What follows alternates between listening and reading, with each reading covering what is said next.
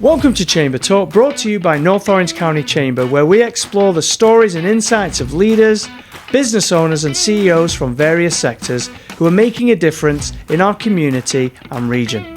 Whether you're tuning in via podcast or joining us via video, we're glad to have you here. Welcome to Chamber Talk. I'm your host, Andrew Gregson, and today we have Bruce Dean, the co-founder of Black Bear Diner. Thank you very much for coming on today, Bruce. Really appreciate it. Yeah, glad to be here. We're down here in sunny, well, it's not sunny today, but we're down here in San Diego, which is a little bit different. So I really do appreciate your time. Yeah. So, Bruce, we want to move straight in. We do a lot of things with Black Bear Diner, and that's what really got us into this. And we're doing a lot of things in our hometown, which is in Bueno Park. And that's Saeed from the store there is doing a great job. So he introduced us to the Black Bear family, so to speak, and we even take some of your ideas with, don't bear, be late and things like that. So we do go from that stuff. But I wanted to start with, let's start from the beginning. It's an amazing story. What sort of got you onto the idea of doing a diner? Well, I've been in the restaurant business since I was 15. And up in Mount Shasta, California is where we started Black Bear Diner, a town of 3,000 people, 50 miles from the Oregon border, right off the freeway. And so I was running another company at the time that had a restaurant, and I was building convenience stores and gasoline stores. That was kind of what I was doing at the time.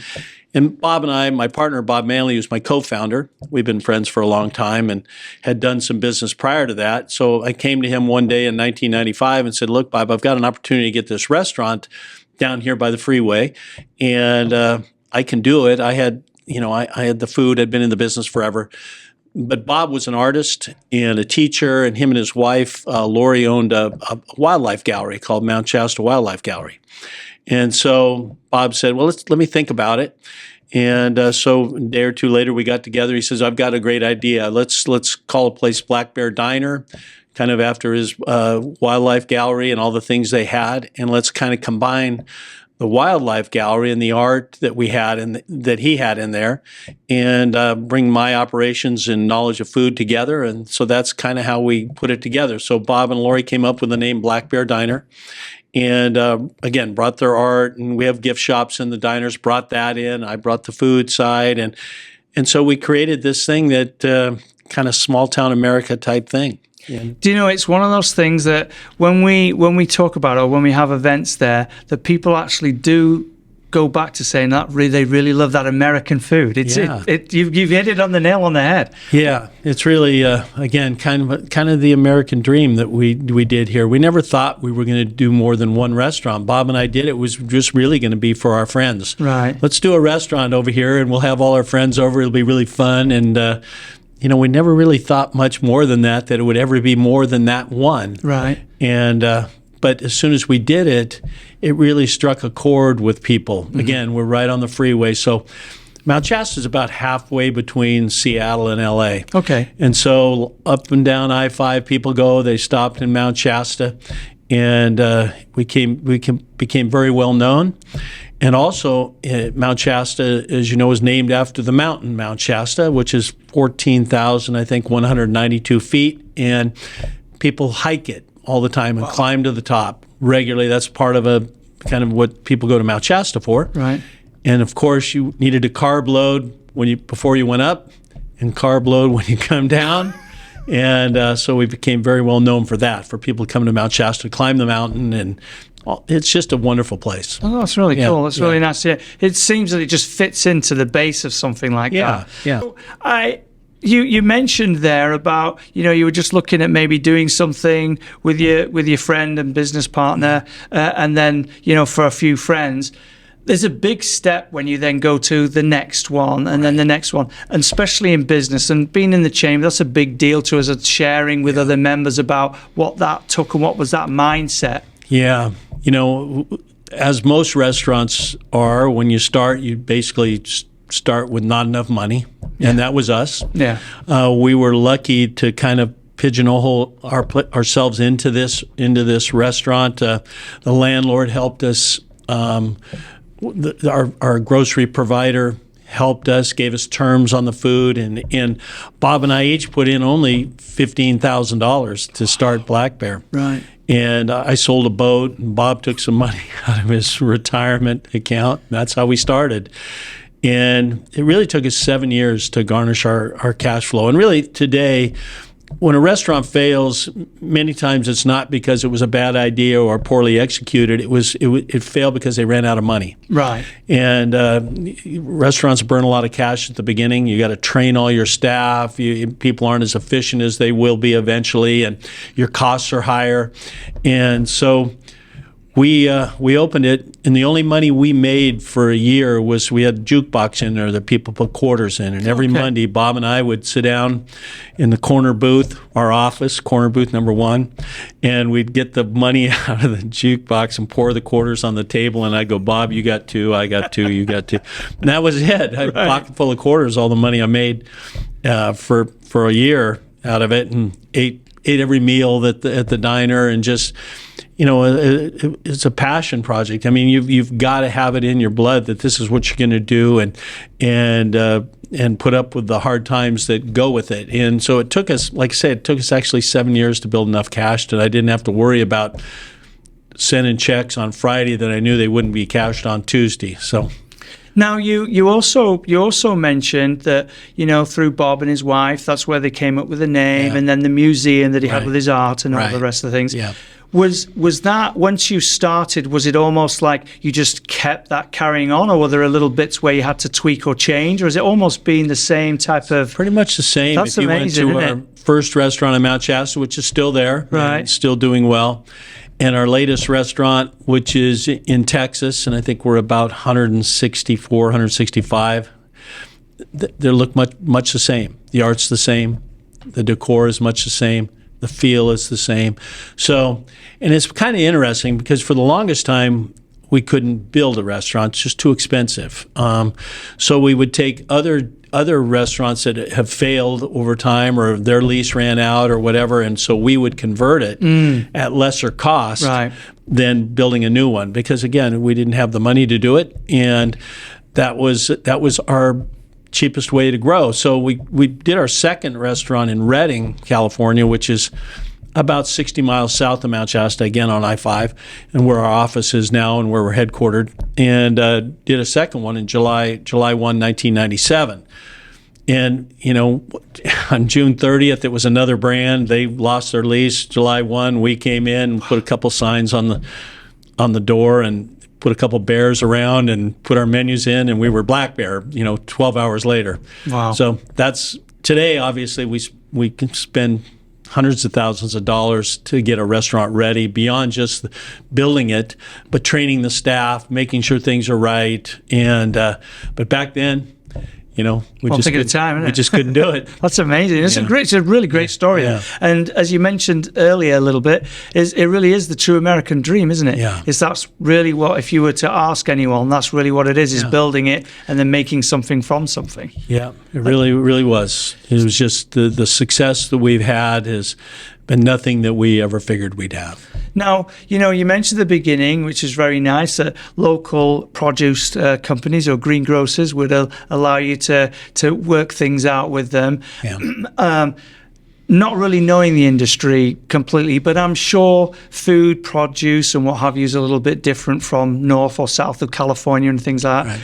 How did you choose, first off, what types of foods you were going to do? Because they're very sort of like cool American style. Yeah. And how did it keep moving as you're going forward? That was something that I've been in, again, the business since I was 15, and it was in the restaurant we have is breakfast, lunch, and dinner. That's called family dining. So, we really reach out to families and kids, and so the food that we've served is basically something that I've served most of my life, just things that good old-fashioned family food, as we used to call it, just things that people like, and bacon and eggs. We make homemade sausage from our roots in Mount Shasta. There was an Italian community because there's a lot of lumber mills up there. So we had a lot of Italian immigrants early in 1900s that came there, and we took some of those recipes and put them into our homemade sausage, our marinara sauce, Lori's grandmother's recipe. And so just did a lot of things that just were down home for our area, and we didn't really know that. Well, will people eat this in Las Vegas? Will they eat it in Orange County? Yeah, will right, they eat it, But really, how people eat, is pretty much the same that they've ate across the years. Sure. And so it's just nothing fancy, just like I say, good old-fashioned family food. Now, you mentioned a moment ago as well about training and staff, and obviously it's very important, especially if you're trying to keep everything running and what have you. Right. What types of things or advice would you give to folks these days? Because we know service has dropped off a little bit in some areas, hasn't it? How do you keep it going? Well, obviously training is a challenge, and as you get bigger and bigger and bigger, to be able to duplicate that training, whether we're in Northern California or we're in Texas, and we're also in Arkansas and Missouri, and and that's built around a training process, training staff, to make sure that that they understand what we're trying to do. The real difficulty is in growing big, whether you're in my business or any other business, is how do you duplicate the culture? And really, the culture is something that Bob and I created from the very beginning, around how we wanted our employees treated, how we want our customers treated, and the feel of the restaurants. How we want people to feel themselves when they walk into our restaurants. That's what we're trying to duplicate. And again, it's harder and harder and harder as you get bigger and bigger and bigger. And that's something that I'm battling all the time, is how do we maintain our founding culture as we grow to a nationwide brand. And that's a challenge in whatever business you're in as you grow. Yeah. How do you duplicate not only the quality of what you do, the things that you do, but the culture of your business? It's funny you mention that, because I find myself, when I first started at the Chamber, I found this book that was literally written in 1893 when they first started writing their own bylaws. And to be honest with you, with all the stuff that goes on with a business anyway, and the way it grows and all the little pockets it have, I often find myself going back to that little book, reading what their original bylaws or what their ideas were. Right. And it sort of like brings you back down and think, oh, see, it wouldn't have worked if I did that. Right. This is the reason why we're here. Right. And it really helps you. Yeah, I find anyway. It does. I mean, it's easy to get diverted. Yeah. It really is. It's easy to get diverted. There's a lot of pressures in our business. I mean, nowadays, more so than ever in our 30 years, around, food cost of eggs, right? Mm-hmm. Cost of eggs. We serve millions of eggs. Yeah. It costs us millions more dollars, right? And, and getting a labor staff there and making sure that they're paid well, and the cost of utilities have gone through the roof, and the cost of insurance has gone through the roof. So the pressures of running our business, are maybe much like other members of your chamber, has become more and more difficult. Right. So I believe you have to stay true to what you were from the beginning, and don't deviate from that. It's easy to deviate. It's easy to cut corners. We call it death by 1,000 cuts. Well, if you do this a little bit and this a little bit and this a little bit, nobody will ever know. Well, guess what? They know. So my job is to sit there and say, look, this is what we are. This is what we're going to do. And if we have to charge more a little for it, then we will. Right. Versus changing who we are, what we are, I just don't believe in that. So, right. It makes total sense that you've got a working co-founder and business partner. Yeah. It's very good that you guys are still remaining friends and still in business together, because a lot of people, they fall out. Right. How has that changed for you now? Because you're going on a good few years friends now. But how's that relationship gone on over the years? Well, we've been partners since 1987. We did.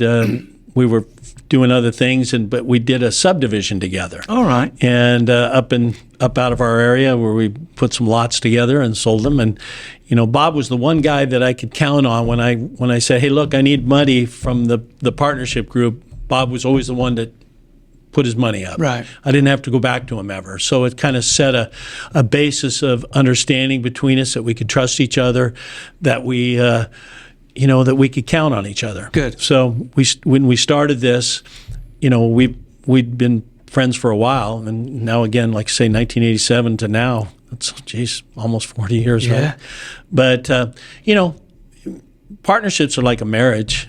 There's been ups and downs, and he'd see things one way and I might see things the other way. But we always found that our common good and the growth of the brand, it was important that we find common ground.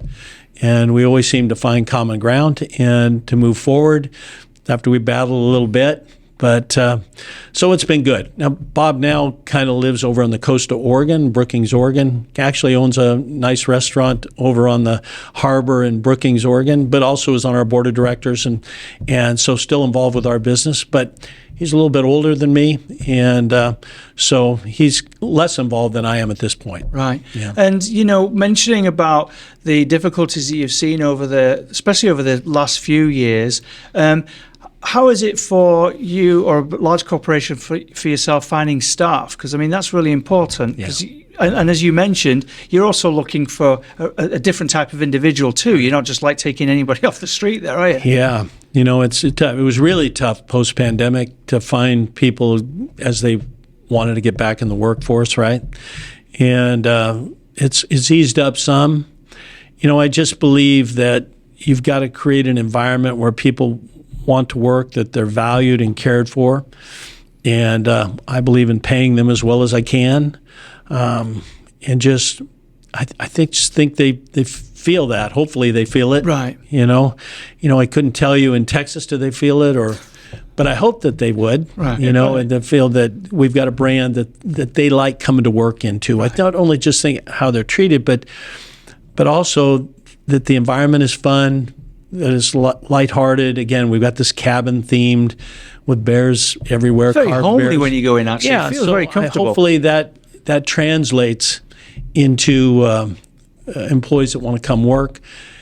And then that the managers feel that, part of that culture well, because I want them really treating their staffs well.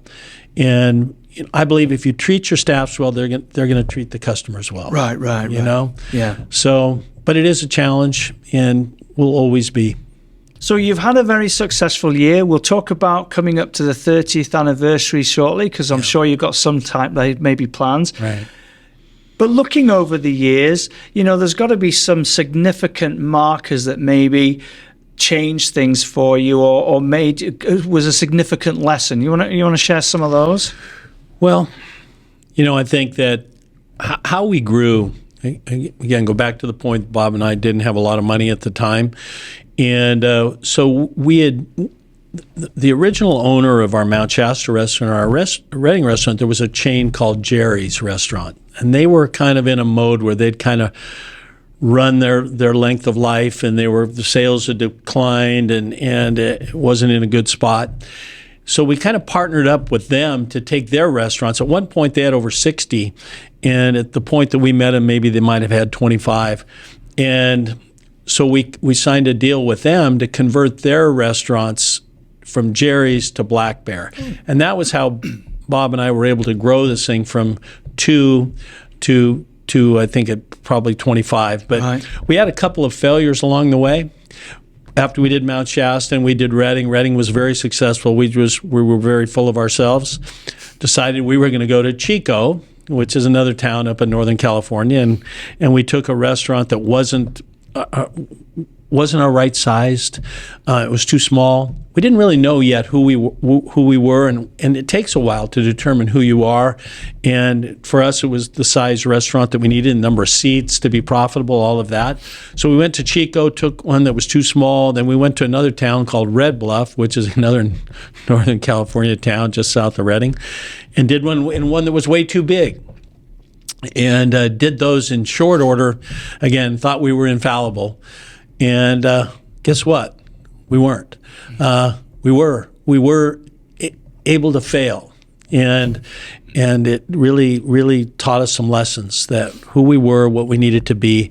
We ended up closing those restaurants, and they were profitable, but they weren't us. And Bob and I had gone, just the two of us, running one restaurant to 2 to 3 to 4 is 10 times as hard. and stretching out and trying to find the things that we needed to do. So growth, you have to really manage growth. So after that, we came back, tail between our legs, and partnered up with these Jerry's guys and started converting their restaurants, and did one in Sparks, Nevada, which by Reno.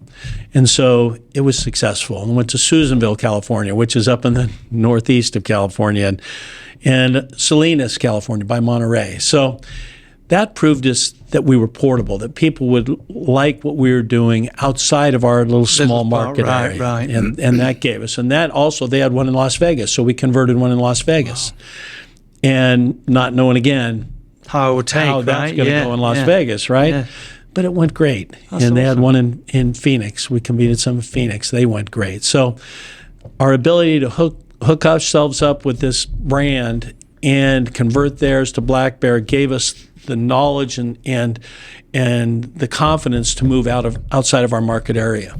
So obviously you learnt a lot, and you've now figured out that, well, we can go wherever we need to go. Right. But what do you really look for an area? If you're expanding, is there certain things you're looking at, sizes of cities or what have you? What do you do? We do demographic studies on all the cities that we go to, and before, it was just kind of the seat of my pants and the feel of my stomach. I'd go to, I think that feels good. Let's try it, But now we're much more scientific in the approach and data-driven in the approach, and which gives us more surety when we go and open a restaurant. So less likely to make a mistake in where we put them.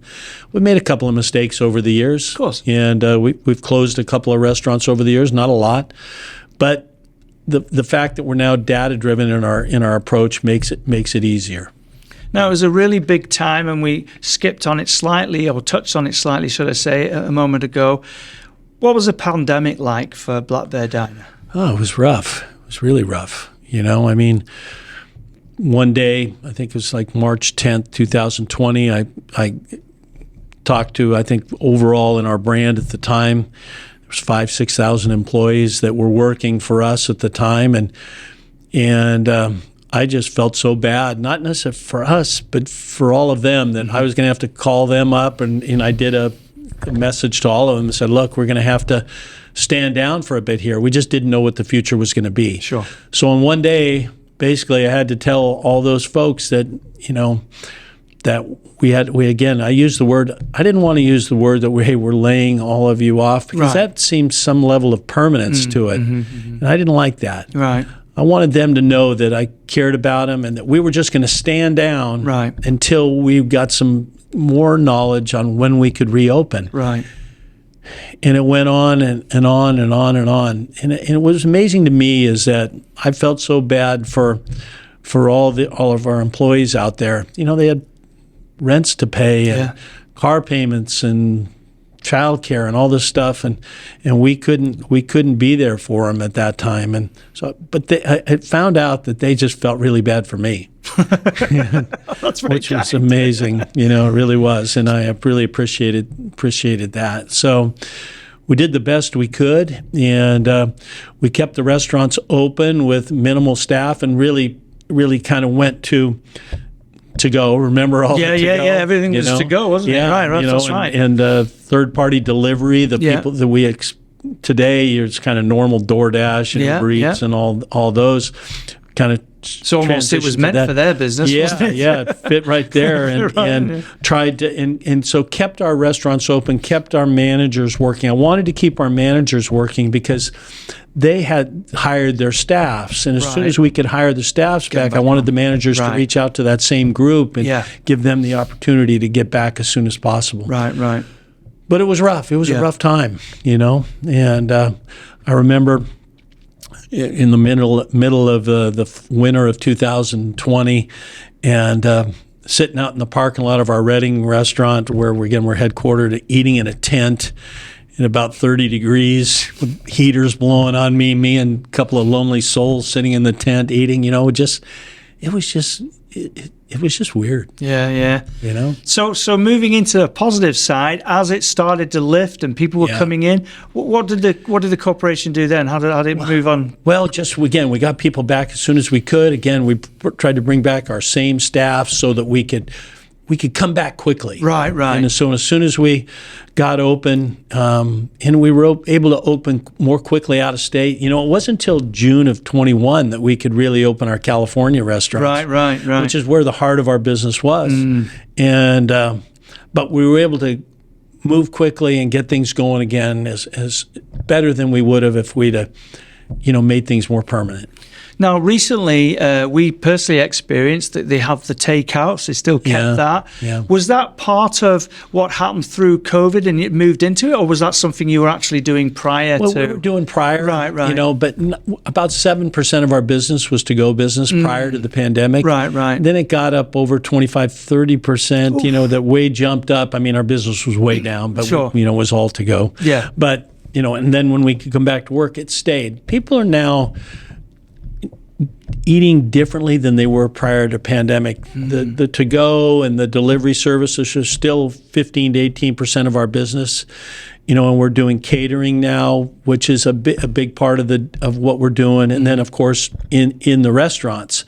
So people are partaking of how they go out to eat differently than they did prior to the pandemic. So if you're just concentrating on one of those channels, your business will be down. You have to participate in all those channels, whether you're in my business or somebody else's business.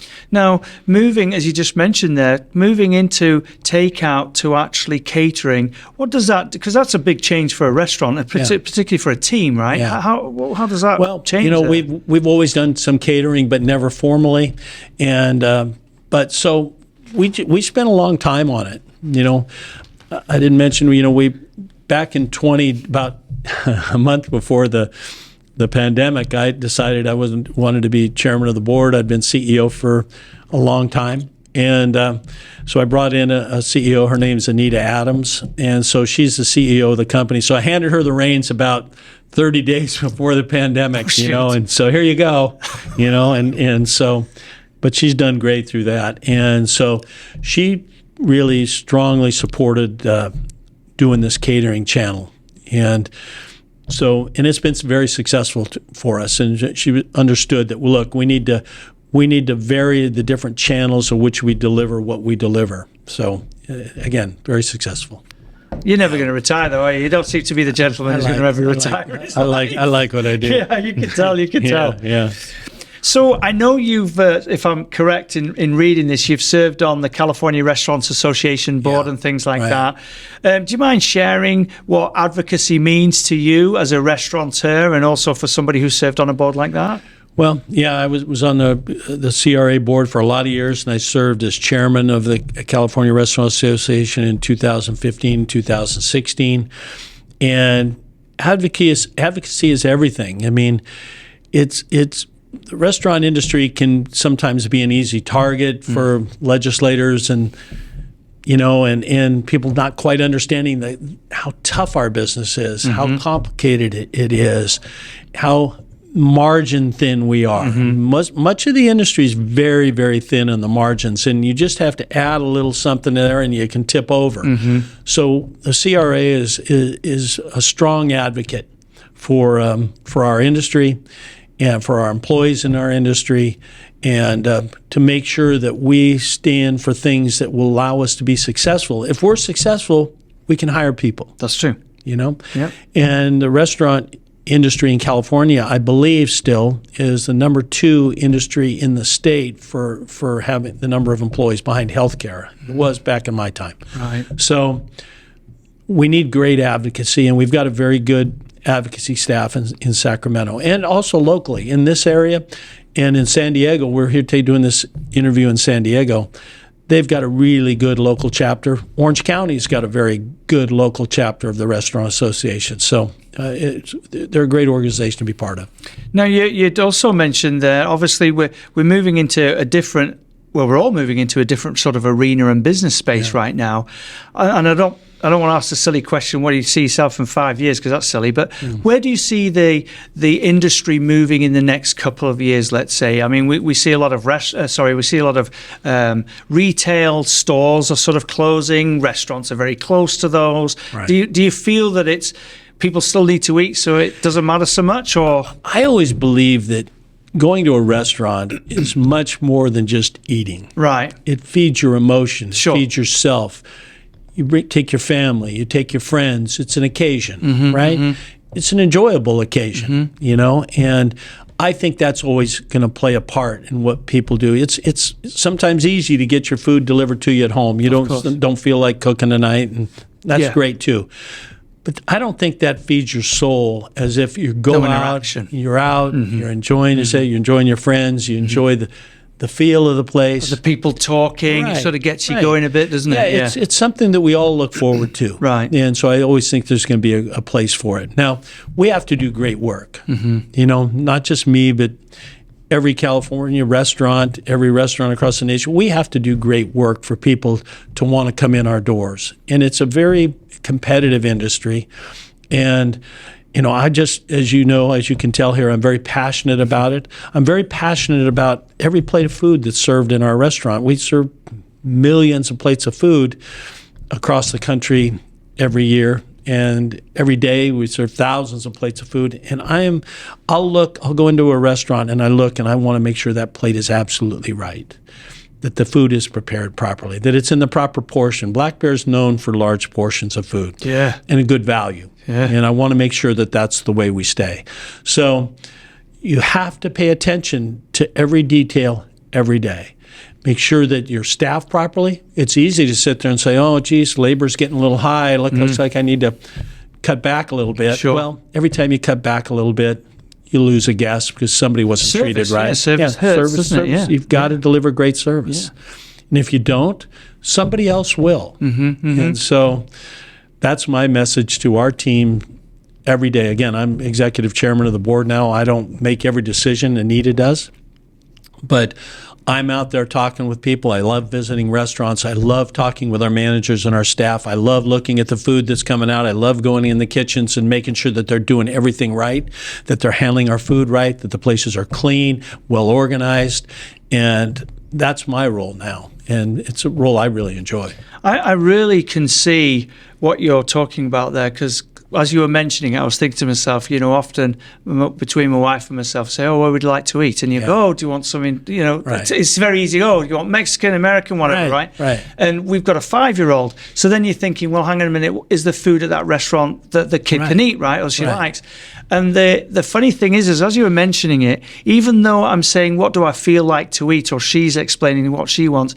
To me, in my mind, I do think about the restaurant, like, how's the service, the environment you're in. It is actually a lot more. Without you, maybe you don't take note of that when you're going to somewhere, but automatically it does psychologically feed you. It's part of the experience. You and your wife probably have a group of restaurants that you may regularly go to. You're on it. Our kid loves going there. Yeah, and a 5-year-old, they love Black Bear. Yeah, they love the carved bears. We have things, and we've got great children's meals that are cheap, and basically we want families to come in. But again, you've probably got a group of places, and most of the people that might be listening to this have a group of restaurants that they feel comfortable in. Right. That they feel that they're recognized. People just want to be recognized and cared about. Yeah. That your business, that you're spending your money there, that people are appreciating you spending your money there. Money's hard to make. Yeah. So, and as we get into a little bit tougher economy now, people are making different choices. Right. And so they want to make sure that they get their money's worth. Yeah. They want to make sure that the experience is right, that they're getting taken care of. So that all becomes part of your experience. Oh, without a doubt. Now, we were talking off camera a little bit moment, and I might get the name wrong again, but we were talking about the Dine and Donate. Is that right? Right. And obviously, when often folks like yourself, you've spent so much time in a business, now you think, oh, I want to give back as well, and I'm sure there might be things in foundations. Yeah. You want to share a little bit about your Dine and Donuts? Dine and Donuts. That's a good one. Dine and Donate. In each of the communities we are, and the way we look at ourselves is that we're a group of local restaurants. That's the way I want us to think about it. I don't want us to think of Black Bear Dining as a big chain. Right. It's not, because we're in local communities, and I want us treating each local community as your community, as our community. So Dine and Donates is in each community. we reach out and whatever's important in that community, whether it's supporting the police department or Little League or whatever, we want to do that. So we do these things where people can come in and they help out and they help serve, and it's kind of fun for them. All their friends come in, and we give a portion of the profits every night of the sales to that organization. So it's good, you know. Philanthropy is important to us. For a minute, I'll talk a little bit about that. We've raised over millions of dollars for Make-A-Wish over the years. We really believe in Make-A-Wish, and so every December we have a whole month of December that we raise money for Make-A-Wish and sponsor children's wishes. Really important to us.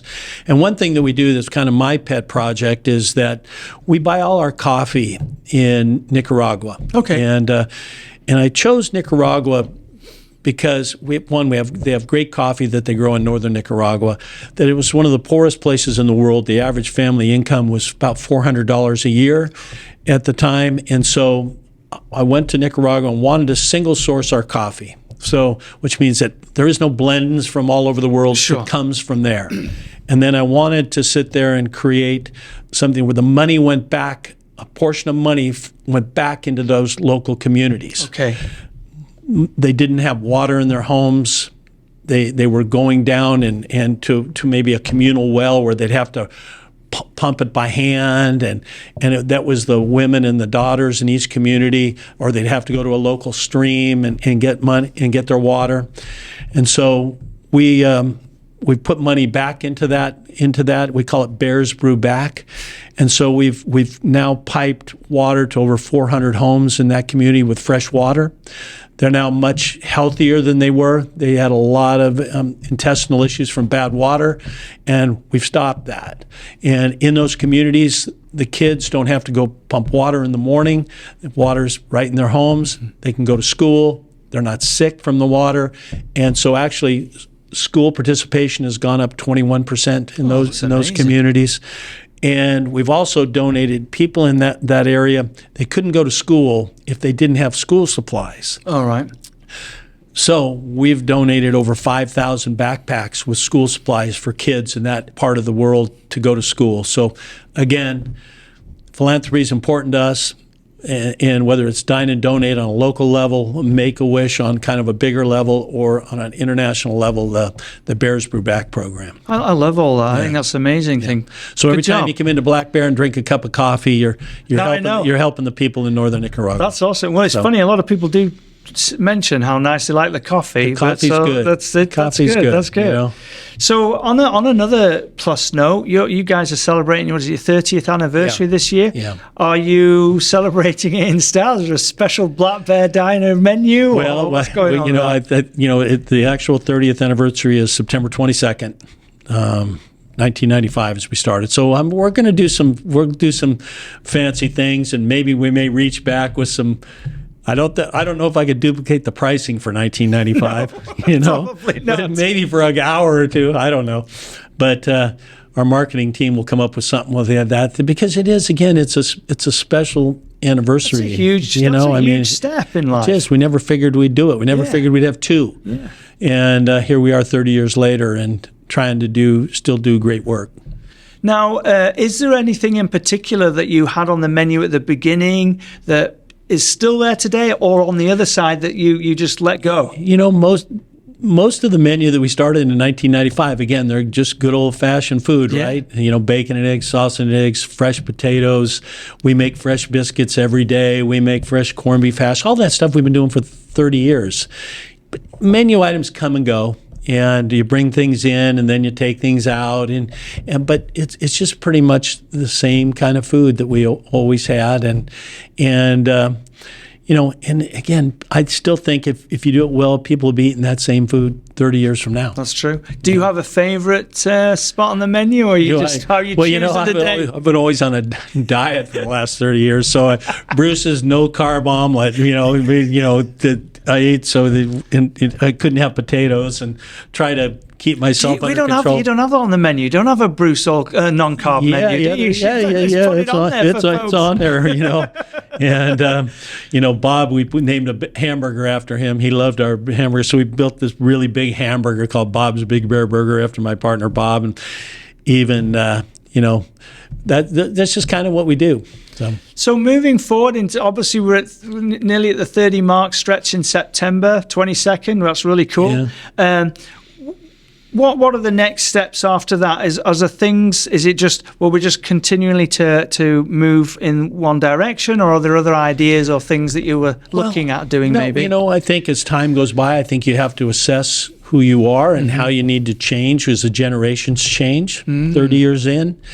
So we're looking at ways that maybe we can reach out to the younger generation if they're eating differently than what we have over the past 30 years. Okay. I think you have to do that. I think we're looking at our decor. Is it time to young that up a little bit, fancy it up a little bit, make something different? You know, we're assessing all those things. You want to make sure that you have a predictability of experience across the country, but maybe it's time to start looking at things a little differently. I always believe you have to have deep roots. There's always folks that think you should change for change's sake. But I believe you have to have deep roots. But I also think you have to look outside the box occasionally. Sure. To sit there and say, what can we do differently? What, you know, where are we going for the next 30? Modernize your deep roots, basically. Yeah, modernize it, you know, and make things so people come in that's not the same old thing. So do you ever jump behind the grill and give a little try? I used to for a long time. I used to, you know, when we'd go and we'd tell the story that when we opened the first diner in Mount Shasta, Bob and I worked 16 hours a day for 38 straight days. And I was in the kitchen and he was in the front, because he'd never been in the restaurant business. But, but he was great with the customers, and he'd pour coffee cross-handed, and I'd be back there sweating bullets, cooking. And when you're in the restaurant business and you're behind a grill and you're working all day, you don't feel like eating. So each of us lost like 40 pounds in the first 38 days because you're just working all day long and you don't eat. Yeah. And so anyway, that went on for a while. You know, for a few years we started franchising in 2002. Okay. We kind of ran out of the restaurants. I mentioned that Jerry's group that we converted. But we had a lot of people that wanted Black Bears in their community. So we actually started franchising in 2002, 2003. And the first franchise unit we kind of did with the Jerry's guys was over in Sparks, Nevada. And again, so there I think I cooked for 16 straight days. And after that, I just didn't want to do it that much anymore. So I'll go in the kitchen, and at least I've got some credibility with the cooks, and I'll talk about how I want things done without me actually having to do it, right? With some background, right? That's the difference. Look, guys, this is how we want to do this. Yeah, that's cool. So that's a good point there. Actually, it's a good question. Is how do you feel? How does it make you feel as an owner when you're sort of like changing the way you're doing your business, and now maybe you are bringing other people in by franchising? Right. What does that do for you personally? Well, you know, the deal you mentioned on franchising. I need to make sure that we bring people in. If all of a sudden you said you wanted a franchise, you know, you've never been in the food business, you want to, boy, that sounds good. I'm not doing you any favors by letting you have a franchise, because it's hard work. You have to know the food business. Sure. You know, you've got to know it. Experience is everything. Our most experienced and oftentimes successful franchisees are those that work in their business, that have been in food service, know what it is, know what it's about.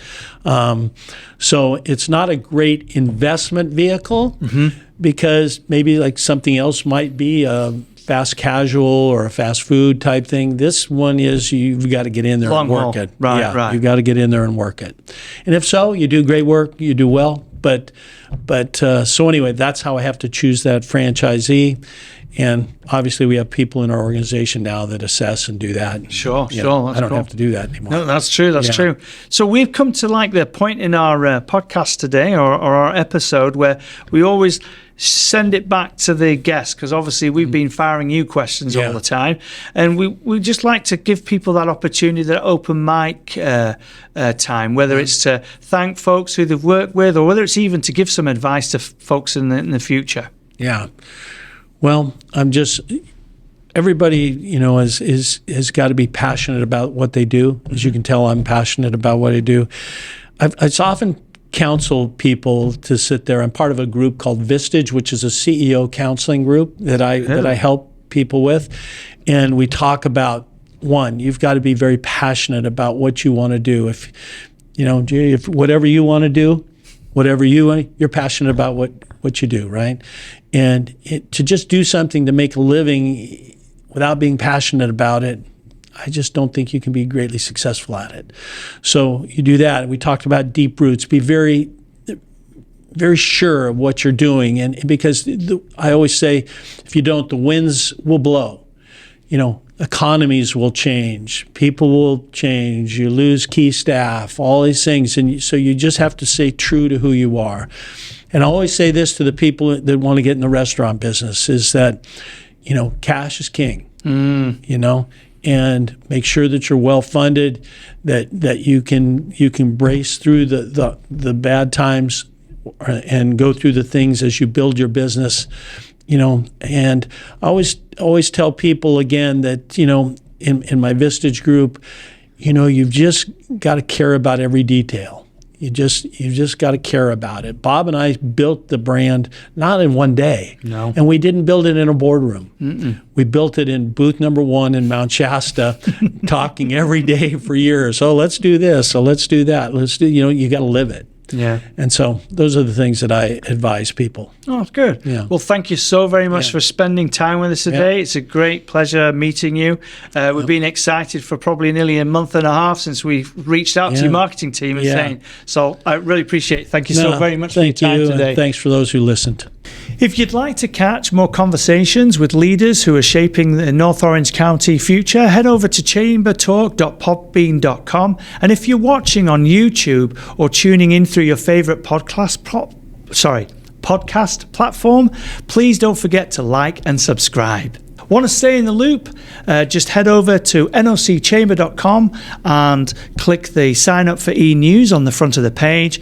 Until next time, stay inspired and stay engaged.